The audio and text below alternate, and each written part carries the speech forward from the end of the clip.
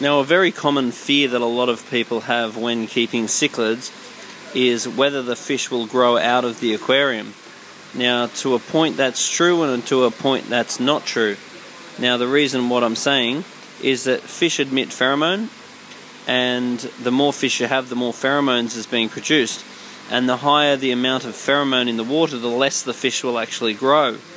So therefore, if you have a heavily populated aquarium like this one, the fish just don't tend to get as big.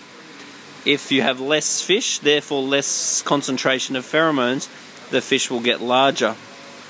Over time, as you get more fish and as the fish are producing more waste, it is going to put a lot of stress on the filter.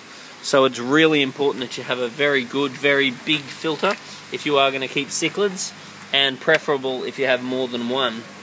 So the more filtration you put on a cichlid aquarium, the better. The more aeration you have on a cichlid aquarium, the better. Also, things like power heads. This is a power head that just blows water. It's great to stop dead spots. It's great to stop all garbage building up in the bottom of the aquarium, because the power head will move the water much more vigorously than the air stone will alone. So making a combination of power heads and air stones to keep the aquarium nice and clean and to increase your oxygen and redox potential, and having plenty of filtration is really the key to these fish. And starting with plenty of them, and knowing that if you start with them, and you start with them all small, and you start with plenty of them, then they'll grow to a certain size, then they'll start to stop growing.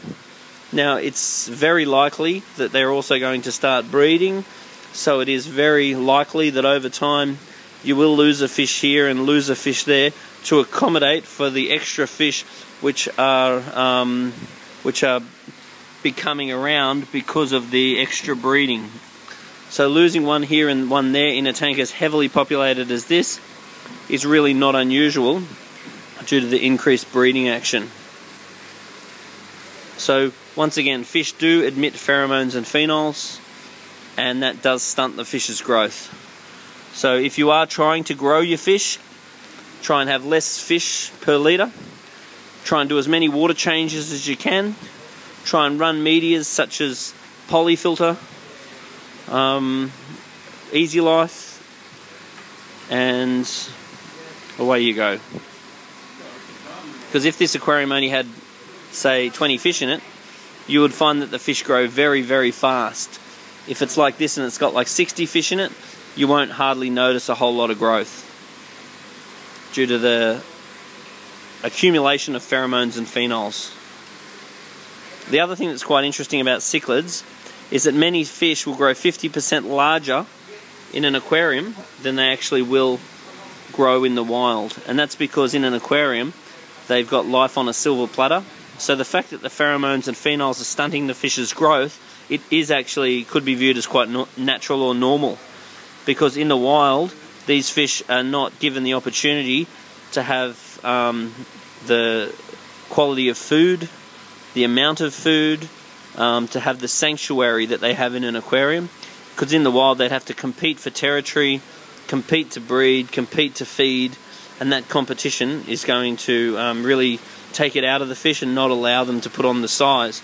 Like for example, this peacock here, in the wild peacocks don't grow anywhere near this. This would be literally double the size of a peacock in the wild, and that's pretty much synonymous with aquarium fish.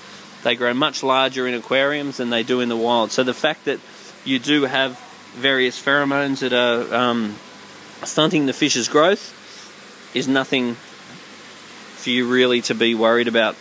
The key, once again, is good filtration. Good quality food, good quality filters. That's what these tanks are all about.